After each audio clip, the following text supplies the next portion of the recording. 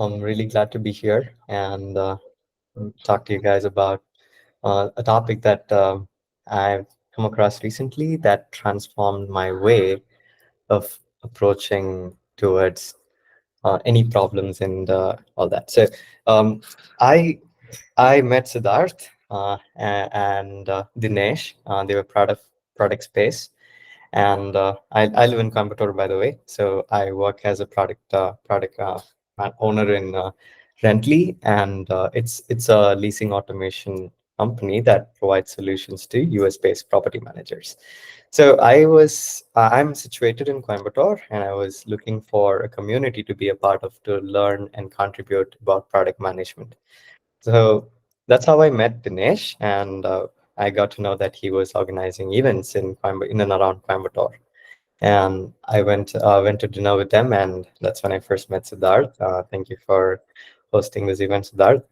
So when we were all catching up about dinner, we spoke a lot of different topics, and one thing that stood out as we spoke by was informed decision makings, how we make decisions at any situations, right? If we just look at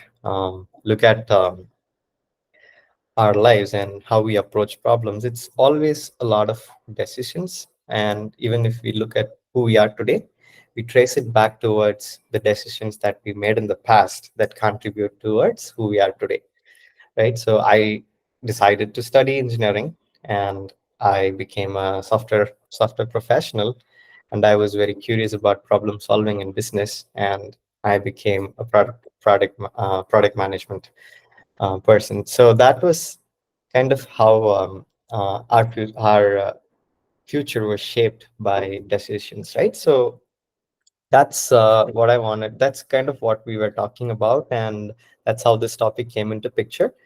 And we were talking about how could have we made better decisions, right? How could have we made better decisions? And we always look back and retrospect ourselves to see, if I only knew this, I could have made this decision. If I knew this, I would have made that decision. So when we say if I knew something, that's when we know we are gather some information about a certain topic.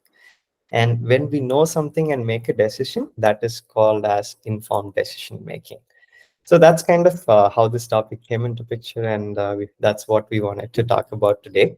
I proposed this, and we are here.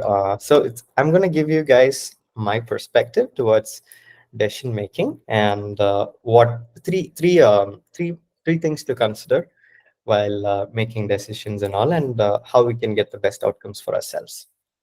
So I would start with, what are decisions first?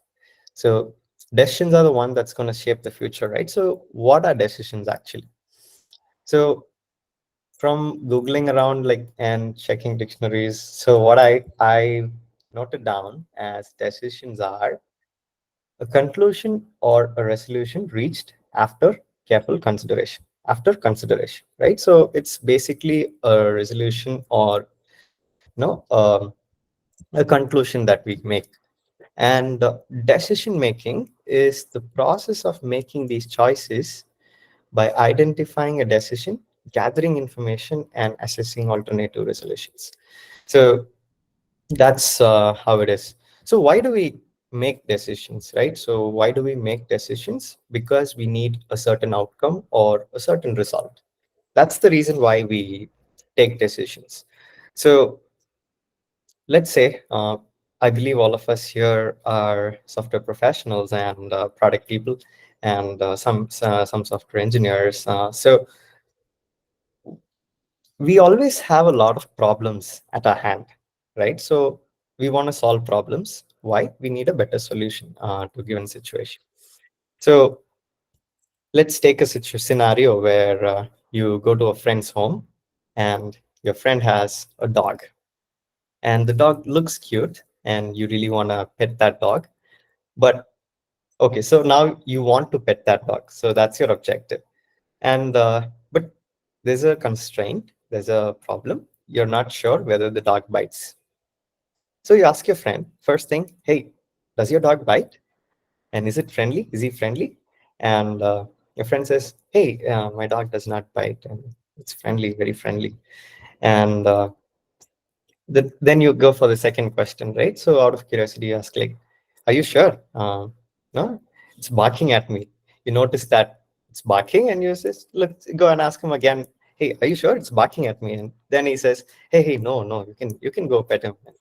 Then you're like, one more question, because you want to really be sure that you don't want to get bitten with that dog, right? So you ask another question, say, "Hey, has it ever bitten someone before?" And he says like, "Hey, no man, it's bit someone when it was very small, and you don't have to worry about it now." Okay, it does have a history of biting someone who it's not familiar with. So you gather some more information there, and then you're like, you look at the dog. The dog itself is very small, and he says, it bit someone when it was very small. And you look at it, and it's like, okay, when did it actually bite someone the last time? And then he says, hey, it's probably like a month or two back. Then I was like, no, I'm not gonna pet him. You take a better decision, and you just stay to maintain your distance, look at it, admire its cuteness, and just go away. And maybe the course of time, you notice its behavior towards you and all, and then probably decide maybe you want to do it. So this is just an ordinary situation where we might come across anywhere. And even if we have a lot of dogs, I have 3 dogs, by the way, so these are some questions my friends always asks. And my dogs are very friendly though, just like how the example friend said, my dogs are very friendly though, similar to that. So the thought about petting that dog, and do I pet it, yes or no, and how do I get away with not getting bitten, all that came into picture. And during this whole process, we gathered a lot of information, right? So information so that we get the best outcome. And in our case, we decided not to pet the dog and go ahead, right? So that's kind of how we're going to approach today's concept, informed decision making. So how we gather information and how we go for it, how we go for our decisions, and how it shapes the future. So that's kind of how we're going to go about today. And let me quickly show up my slides. So yeah, so we'll start with a problem. So we all are problem solvers here, and let's assume we're all problem solvers here, and we want to solve a lot of problems. So a problem is basically a situation which needs to be dealt with and overcome, right? So that's the narration that we're going to take. It's about problem solving. So so there is a law called as Kydland's law. It's one of my favorite laws, which emphasizes on understanding your problem very clearly.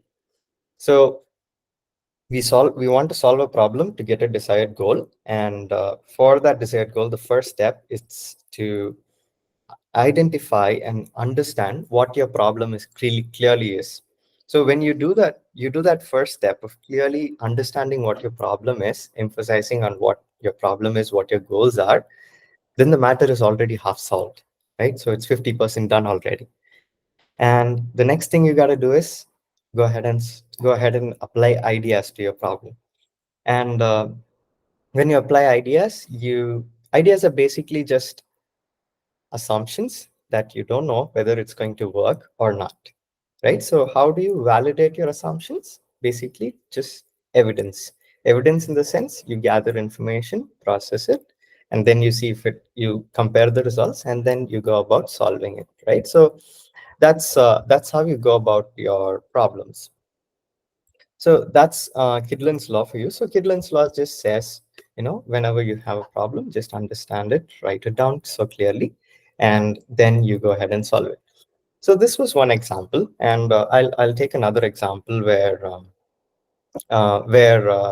we talk about, you know, why three. We're going to talk about 3 major points here today towards informed decision making. One being explore or exploit. So we either explore by making a decision to try out something completely new.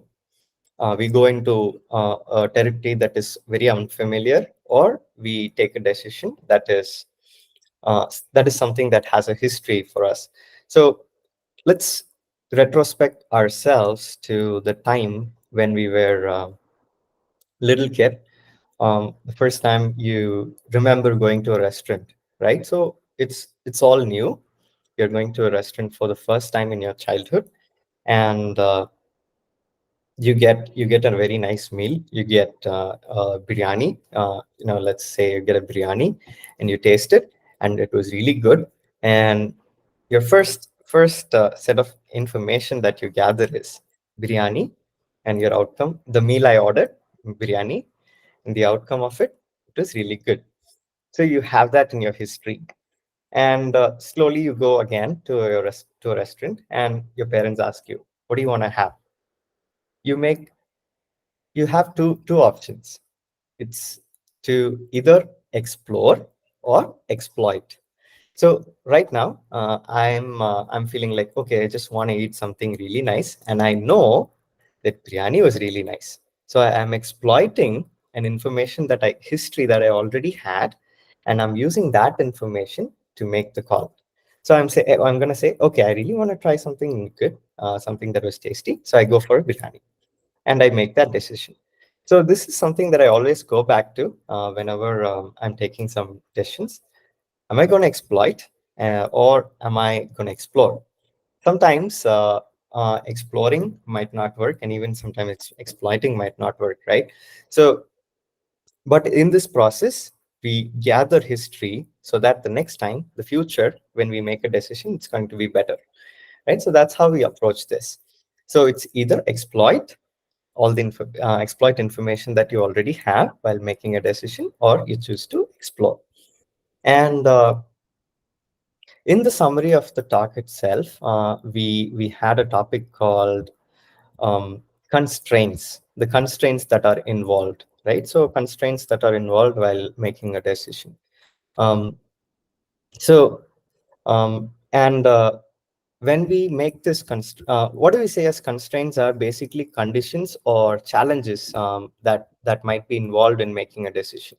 So the same restaurant example, you go to a restaurant, you have $200 in your pocket, and you want to order a nice meal, and you want to have some snacks and all that, um, maybe a juice or something. So you order your biryani, that's somewhere $150 or something, and then you want to have a side dish that you want to accompany with your biryani, and you look for side dish options, and there's a constraint involved, right? So you had only $200. So now if you want to go, your constraint is $50 remaining, the remaining $50. So in situations when we want to make decisions, there are always new constraints involved. And let's say when you have only $100 as you enter the restaurant and you want to order food.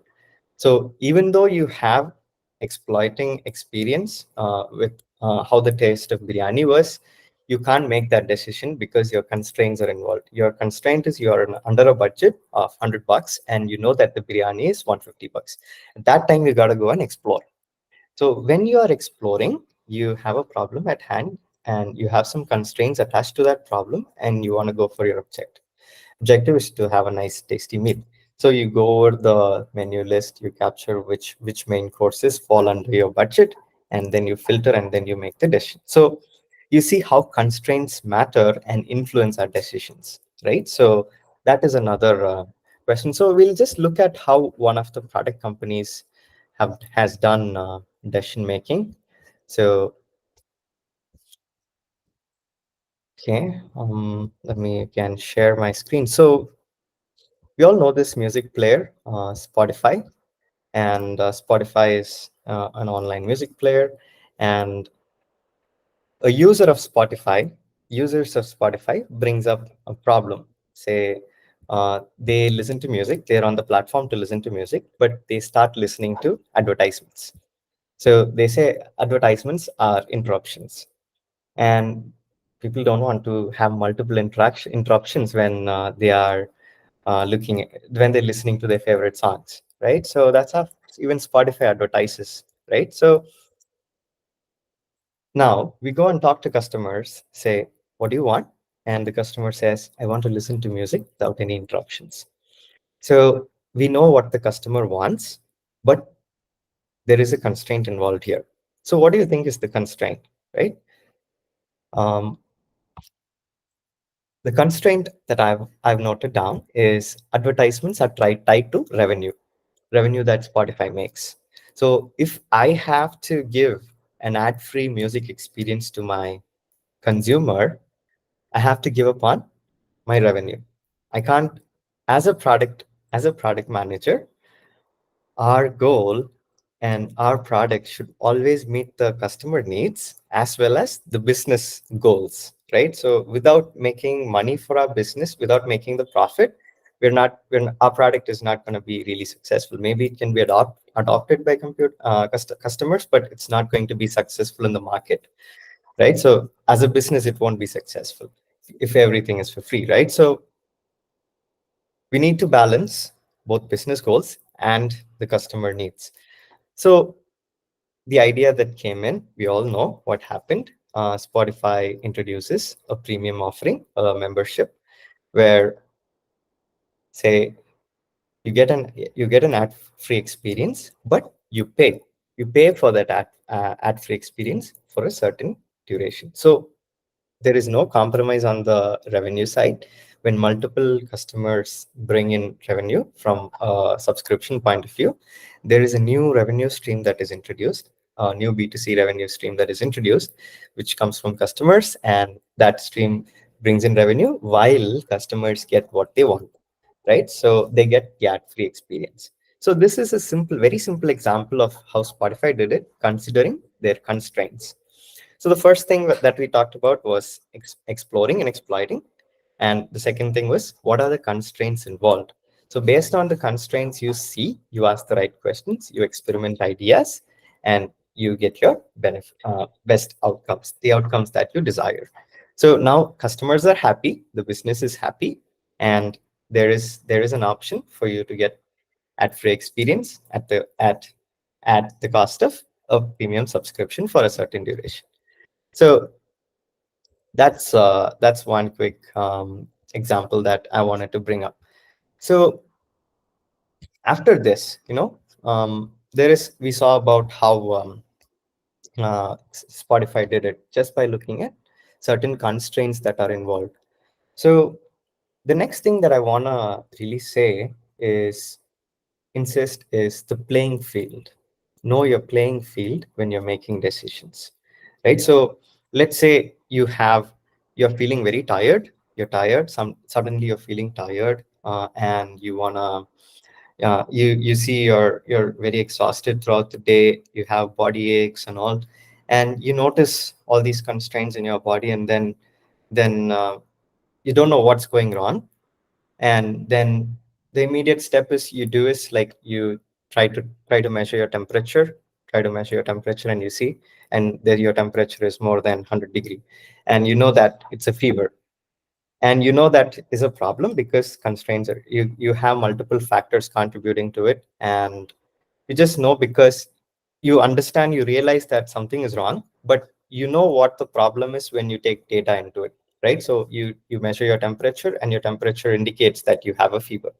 So if your temperature is more than 98.4, then you know that there is a your temperature is more than usual and you have a fever. So that's that's a guideline or a rule, or that's just a piece of knowledge that you know, or a rule that you know that this is not normal and all that. So similarly, you know that you got to check in it into your office before 10 a.m., but you're going into office at 10:30. You don't seem to be it as a problem, but when the time comes, your manager comes in, and your HR manager comes in and asks you, hey, you're coming often very late, so I give you 3 marks out of 5. Your remarks are 3 out of 5, and then you're like, oh man, I did not know that was a problem, because you did not know what the rules were. So the playing field that is involved is really important. So the playing field is just basically the context or the circumstances that are going to influence your choices. So We're going to take another quick case study, which is about an online food ordering platform. So we're going to see Swiggy, and the problem that a Swiggy notices its users is many drop-offs at the order page, right? So this is a problem. So where users go in and they try to make an order. So you can see the cost of the dish that's on the order is just 298, and the playing field in that particular page looks like this, right? So I just break down that specific page, and these are the informations that's there. The order summary, where you can modify your orders, and you have the payment details and the checkout option. So your field is just this. You have delivery instructions and all the order related details consolidated in one section. The other section is you have the bill details, the payment details, how the split up is done. And finally, there's the action left for the user to take. So these are the constraints. These are the playing field when I consider drop-offs from an order page. In the order page, this is how things look like, right? So the order summary, we know that it's basically what I've ordered, what I can have, and all that. So how much it costed, and the next thing is the payment details. And payment details is how the what's my bill look like, how much is my entire bill, and how is it split up, right? So it's split up like that. And finally, the option is to check out. So my my playing field is just three different sections, and now I want to see, like, my problem, going back to my problem is users are dropping off. So I would know what information would influence users to drop out. The only option going forward is to check out, proceed and pay. The last green button that we have, like checkout, you go proceed and pay. That is your last option. That is a conversion or a success from a user perspective. But when we look, that is not happening. People are going back out of this page, or they're going out of the application here. What factor could have influenced? Obviously the price, the bill detail, right? So then we know which area is part of going to be a problematic area, which area could have contributed to the drop off, and we go to that. So the payment details. So when we look at the payment details, there's the item total. You were okay with the item total. That's why you added it to your cart, and that's fine. So that's another playing field that you information that you look at and strike out. So the remaining parameters: the delivery partner fee, the platform fee, GST, and restaurant charges. So restaurant charges is something that you cannot avoid. So that you cannot avoid. So you leave that, and the only thing that is remaining is the delivery partner fee. So delivery partners work with Swiggy, and they have a certain contract to be paid for their orders and all. And for to pay them, there is a certain contract that is used there and all that. So let's not get into much to that. So that's kind of how it works. But uh, now we know that this has contributed to the price of this order increasing drastically, right? So we know that this particular part is a problem, and how can we mitigate this? Same way, the constraint which we looked at in the previous point is, if I reduce the delivery partner fee, then how am I going to pay the delivery partner? So Swiggy introduces Swiggy One, another paid premium service. So which says, hey, you get additional discounts to reduce the drop-offs. You get Swiggy One, where you pay and get a membership. You get additional discounts of that because of that, and you get free delivery charges up to 10 kilometers or certain distance. But going back to the constraint, if who's going to pay the delivery fee? So the membership fee that is accumulated by customers subscribing to the Swiggy One can be used for paying the delivery partners. So that's kind of how this case study works. So you know the playing field, and you break down your playing field. You see what what information could be possible contributors to your problem. You tackle that particular problem, go back to your constraints, and you explore and you make a call, and you get your outcome. So that was another case study that I looked at and I thought would be a nice example to share. So just I'll go back and summarize what 3 points that we've already talked about. So the first one was, Kidlin's law. Kidlin's law, where you understand what your problem is, write it down, and make sure you're on track. You already have solved the problem. The next thing, you explore and or exploit. So you go to new territories, or you use already existing information to make a call. The next thing, you look at constraints that are involved, what challenges might come when you make a call. And finally, you see how your playing field is situated, and based on all this information, you gather them, you process them, and you make the decisions. So when you know something better, you make better decisions, right? So yeah, that's kind of how I wanted this narration to go. And finally, it's all about thinking like a computer. So that might be perceived as a negative thing, bad thing, but computers make it so simple. They solve very, very complex problem by breaking it down, gathering information, and making the call, right? So even we have artificial intelligence, which is just, making decisions like humans.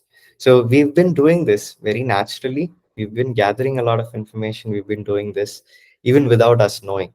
Even when we go to a store, we associate ourselves with outcomes.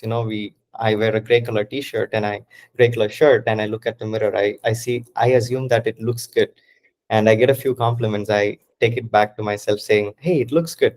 People say it looks fits good on you, and then I take it. And the next time I make a addition to my wardrobe, I think, okay, gray color suits me. So okay, I'll get another gray color shirt. Get something in the gray tone, right? So something like that. So we've been doing that, inside without even knowing.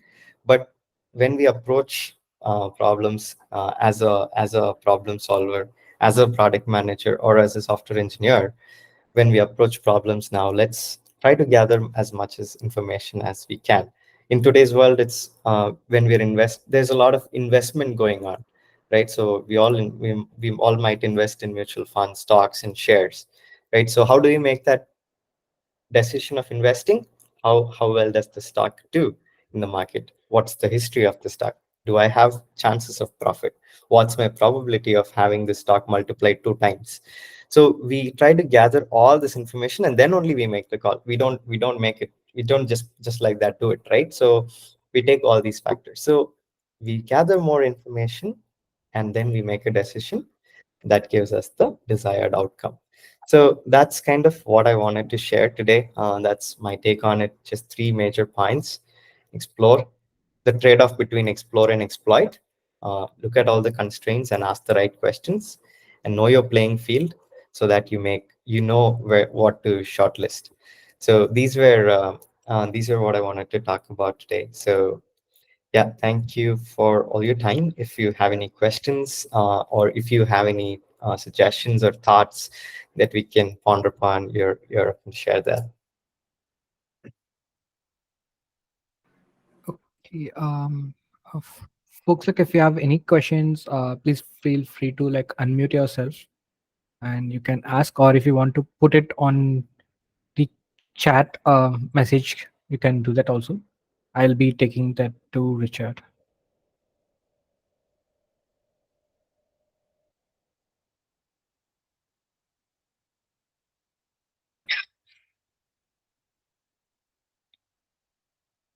Okay, should I take the silence as no questions? Maybe we will wait for a couple of more minutes. Or people, if you have any questions, you can unmute yourself or you can put it on chat. I will take that to Richard.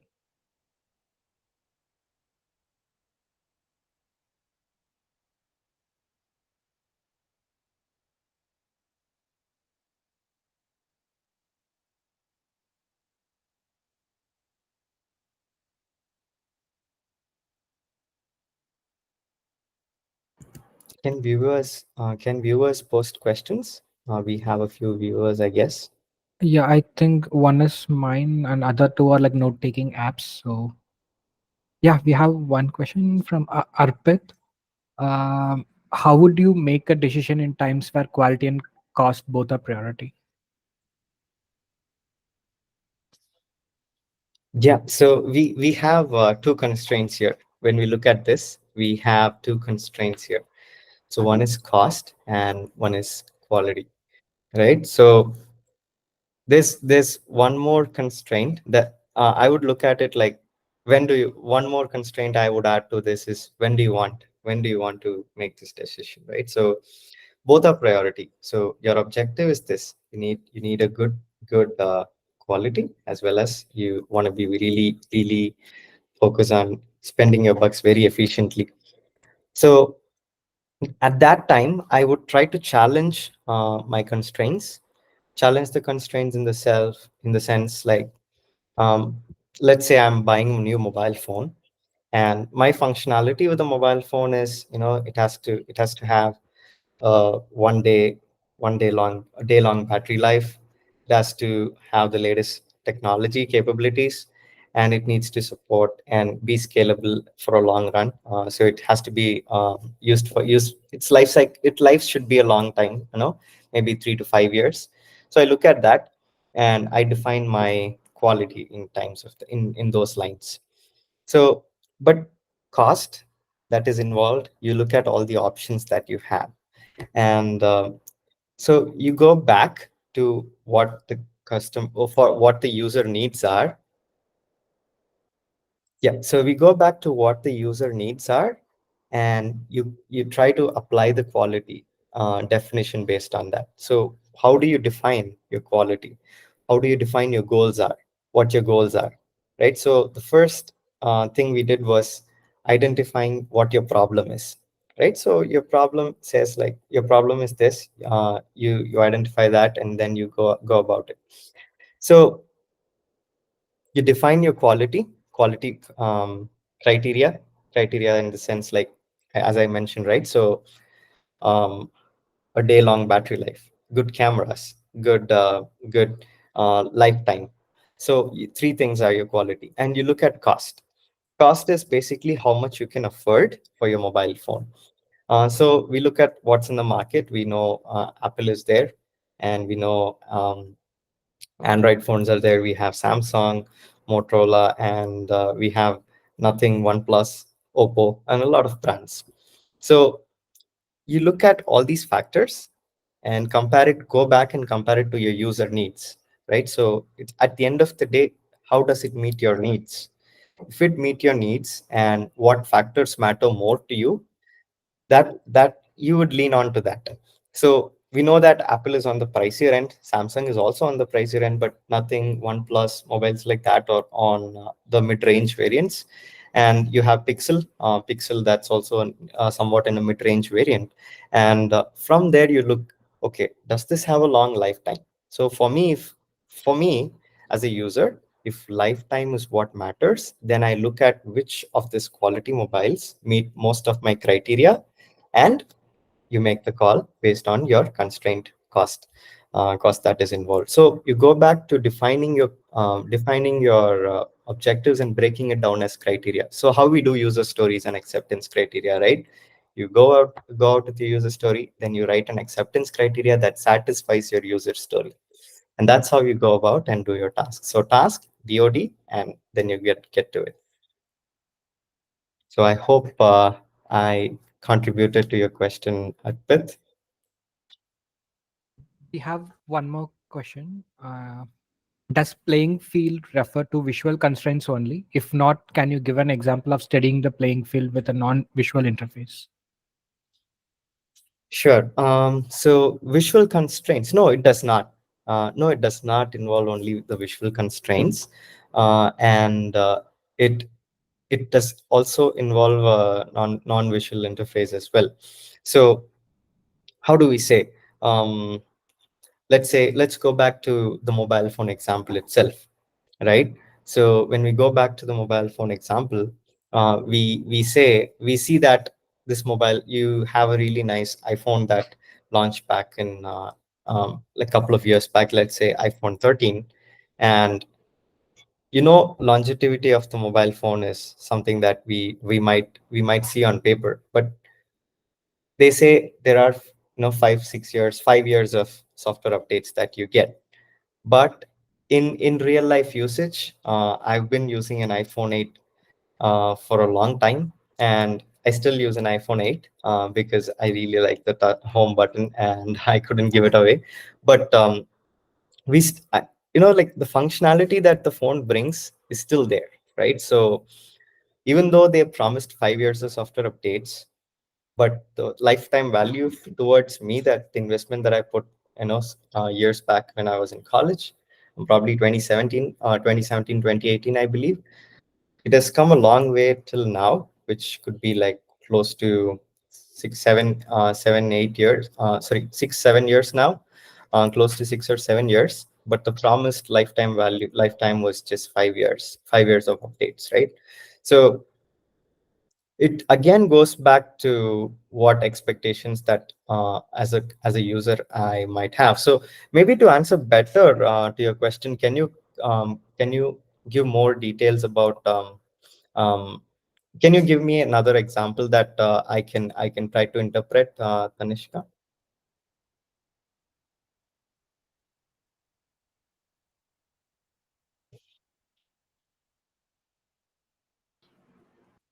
Okay. In the meanwhile, there's like one more question Oh, from, okay.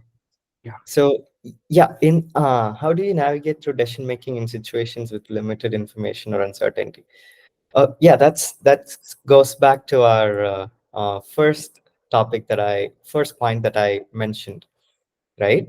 So first point that I mentioned was explore and exploit, right? So it's basically exploration is basically the trying out something new, and trying out something new where you don't know much about how your decision is going to turn out to be. So in situations like that, when there is uncertainty, that's when you try to explore and try to gather data, gather information. So you got to ask the right questions. So if you look at the first example that I brought, where you go to your friend's house and you see a dog, and your friend just gave very very limited information, right? So it's bitten someone before like 2 months, and it's very small. You have limited information. So in that case, you continue to observe, the dog's behavior. And if you don't have relevant knowledge on the dog's behavior, then it's better to make a decision where you try to keep yourself passive. You don't be very active towards that decision, towards the animal, and that's how you do it. So you try to continue on observing, and when that's all the information that you have, it's all a gut feeling where you make the call, say, hey, I'm going to risk it. You look at what are the factors that risk factors of your exploratory decisions. So you do the risk analysis. You see, if I make this decision, if I invest this much, what are the risks that are involved? You make that calculations, you evaluate your risks, and then you make the call. So the lower the risks, the better. The lower the risks, the better the outcome would be. So when you're uncertain, try to evaluate what risks might be involved in the situations.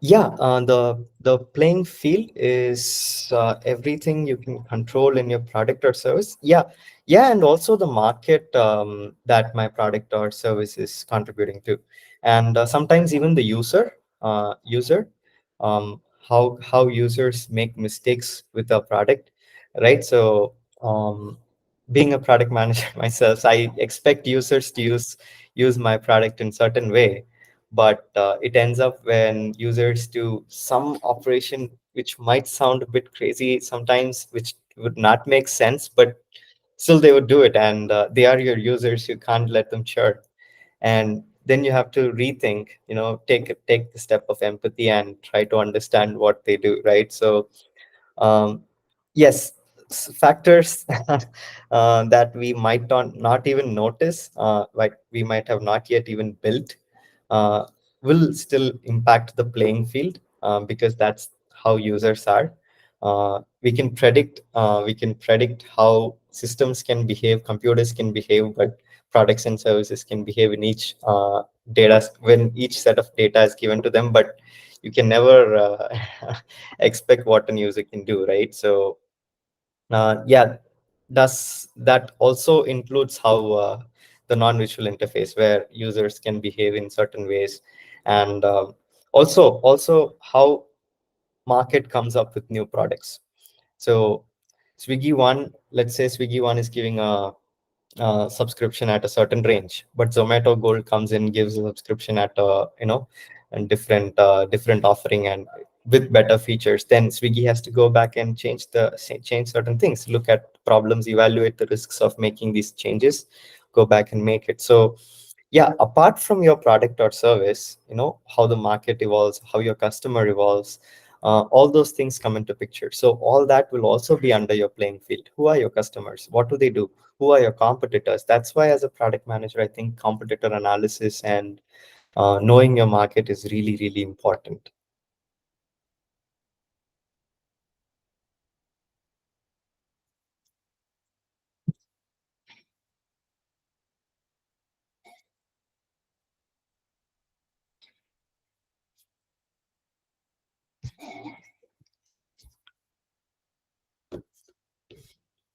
Yeah, the home button came in really handy during COVID times when we were always wearing masks. And if I had all my friends who upgraded to the new phones had to like remove their mask, showcase, and do that when I was just flexing with my home button, say, hey, home button.